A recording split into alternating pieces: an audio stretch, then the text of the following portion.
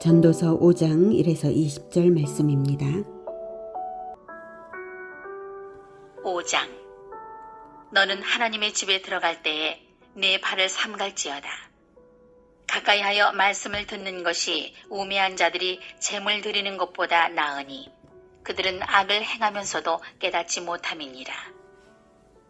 너는 하나님 앞에서 함부로 입을 열지 말며 급한 마음으로 말을 내지 말라. 하나님은 하늘에 계시고 너는 땅에 있음이니라. 그런즉 마땅히 말을 적게 할 것이라. 걱정이 많으면 꿈이 생기고 말이 많으면 우매한 자의 소리가 나타나느니라. 내가 하나님께 서원하였거든 갚기를 더디게 하지 말라. 하나님은 우매한 자들을 기뻐하지 아니하시나니 서원한 것을 갚으라. 서원하고 갚지 아니하는 것보다 서원하지 아니하는 것이 더 나으니 내 입으로 내 육체가 범죄하게 하지 말라. 천사 앞에서 내가 서원한 것이 실수라고 말하지 말라. 어찌 하나님께서 내 목소리로 말미암아 진노하사 내 손으로 한 것을 멸하시게 하랴. 꿈이 많으면 헛된 일들이 많아지고 말이 많아도 그러하니 오직 너는 하나님을 경외할지니라. 사랑하는 형제 여러분, 1월 1일 월요일 저녁 목상에 오신 것을 환영합니다. 올 한 해 하나님의 은혜로 충만하게 복받으시는 한 해 되시기를 바랍니다. 해 아래의 부귀영화를 다 누리고 첩첩들도 1,000명이나 거느려 보았지만 솔로몬이 깨달은 것은 결국 해 아래의 모든 수고가 헛되고 자기의 즐거움을 위하는 모든 수고가 헛되다는 것이었죠. 그러면 지혜의 왕이 고작 하는 말이 헛되다는 것 뿐이라면 이 전도서조차도 헛되지 않냐 하실 텐데요. 그러나 솔로몬의 말은 지혜롭게도 그 반대 측면의 참된 가치를 발견하게 하고 있어요. 바로 해 위 하늘나라에 남는 영원한 것을 위하는 수고는 의미 있는 것이다. 영원한 하늘나라에 남을 영원한 열매인 사람을 얻는 것이 진정 의미 있는 것이다. 이것을 알게 하고 있습니다.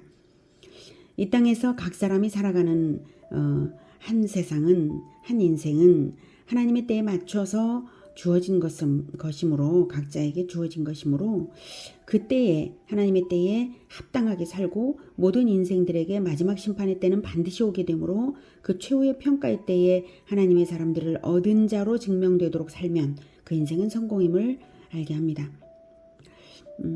4장에서 90절에 이런 말씀하셨죠. 두 사람이 한 사람보다 나음은 그들이 수고함으로 좋은 상을 얻을 것임이라. 혹시 그들이 넘어지면 하나가 그 동물을 붙들어 일으키려니와 홀로 있어 넘어지고 붙들어 일으킬 자가 없는 자에게는 화가 있으리라. 그러니까 사람이 중요하다. 이걸 말해줬어요. 사람을 얻는 것이 중요하다. 오직 진리의 복음과 사랑의 섬김으로 사람을 영원히 얻는 것이죠. 이 땅은 물론 천국에까지 영원히 이어지는 진정 복된 것, 이것이 바로 복음과 사랑으로 사람을 얻는 것임을 깨닫게 한 것이 4장까지의 내용이었습니다. 그렇다면 사람을 진정으로 영원히 얻는다는 것의 본질과 비결이 무엇인가? 이것을 본장에서 알 수 있습니다. 그것은 바로 하나님을 경외하는 것입니다. 즉, 우리가 사람을 얻는다는 것은 우리가 사람으로 하여금 하나님을 경외하도록 하는 통로가 되어야 사람을 얻은 것이죠. 하나님의 사람이 되는 것이 영원한 천국을 얻는 것이고 하나님의 사람을 얻는 것이 영원한 열매인 것입니다. 천국의 왕이 하나님이신데 우리가 하나님을 경외하지 않고도 무언가를 얻을 수 있는 것은 없습니다. 우리가 사람을 얻는 것은 하나님을 경외하도록 하는 사람을 얻는 것입니다. 하나님을 경외함으로써 나 자신도 타인도 구원이 되는 것이죠. 하나님을 사랑하는 것이 곧 나 자신과 이웃을 진정으로 사랑하는 일이고요. 하나님을 경외하기 때문에 열심으로 내 인생을 사랑하고 이웃을 뜨겁게 사랑하며 사는 것, 이것이 참된 신앙입니다. 그런데 어떤 사람들은 신앙생활을 욕심의 동기로 하기도 하고요. 불평함으로써 하나님께 나아가기도 합니다. 이런 태도는 하나님께 합당하지 못하죠. 그것은 첫째로 2절에 보면 하나님은 하늘에 계시고 너는 땅에 있습니다 라고 말씀하고 있죠. 즉 하나님이 존귀하신 주권자이심을 잊었기 때문에 불평의 태도나 욕심의 태도를 가지게 되는 것입니다. 큰일 날 태도죠. 예. 하나님은 절대 주권과 완전한 지혜로서 우리 각 사람에게 알맞은 몫의 삶을 허락하셨습니다. 하늘의 하나님께서 허락하신 그 목, 그 본분에 대해 불만하여서 과한 욕심을 내거나 불평하는 것은 안 되는 것입니다.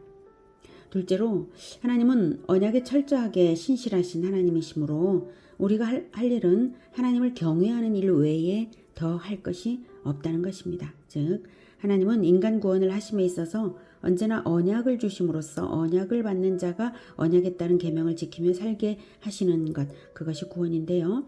하나님을 경외함으로써만 계명은 지켜지는 것이죠. 그런데 꿈이 많은 어떤 사람들은 자기 꿈을 이루고자 하나님께 서원을 함부로 하기도 합니다. 그런 사람들은 자기 꿈을 이루고자 하는 욕심보다 먼저는 계명을 지키며 본분을 지키는 것이 더욱 중요함을 깊이 생각해야 할 것입니다. 계명도 못 지키면서 더 그 계명을 지키고 난 다음에야 더 할 수 있는 서원까지를 하나님께 함부로 하는 것, 이것이 자기 본분을 모르고 과한 욕심으로 하는 것일 수가 있는 것이죠. 그것이 아니라면 계명을 지키고자 하는 그러한 서원을 올려드려야 될 것입니다. 이중적인 것이 되고 불필요한 것이 되는 것이죠. 자, 그래서 1절 가까이 하여 말씀을 듣는 것이 우매한 자들이 제물 드리는 것보다 나으니 그들은 악을 행하면서도 깨닫지 못함이니라. 이 말씀을 우리는 깊이 생각해야 합니다.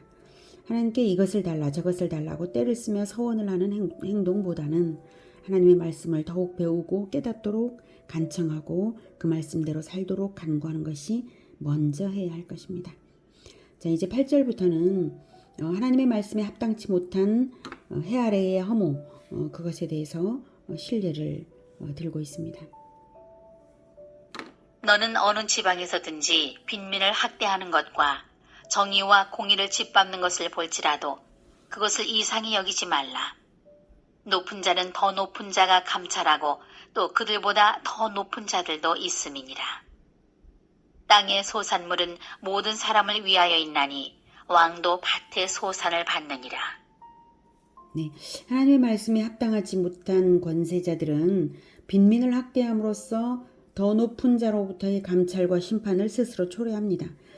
그는 자기가 학대하는 빈민들을 통해서 하나님이 땅의 소산물을 자기에게 공급하시는 것을 깨닫지 못하니 감찰받고 심판당하게 될 것입니다. 그러니 애초에 1절에서 말씀처럼 가까이 하여 말씀을 듣는 것이 더 귀한 것이다.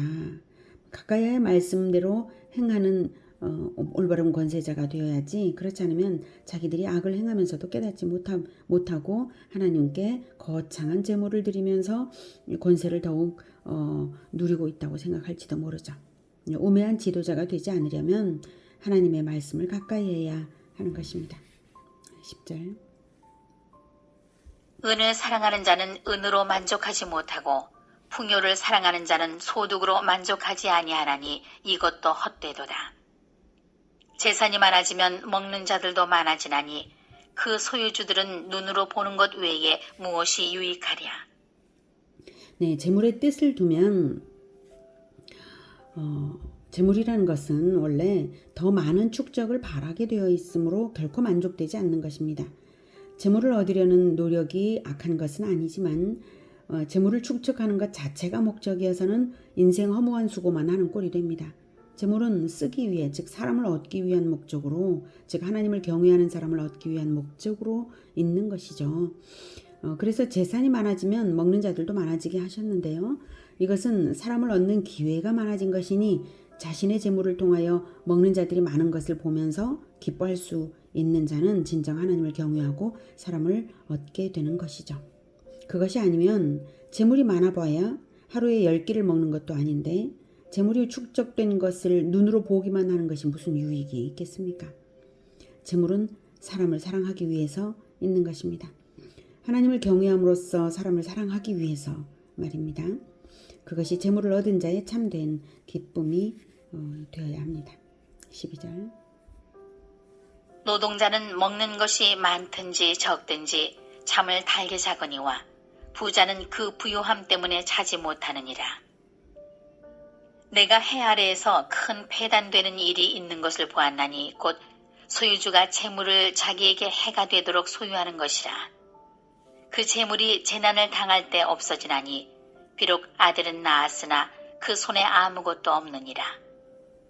그가 모태에서 벌거벗고 나왔은즉 그가 나온 대로 돌아가고 수고하여 얻은 것을 아무것도 자기 손에 가지고 가지 못하리니 이것도 큰 불행이라.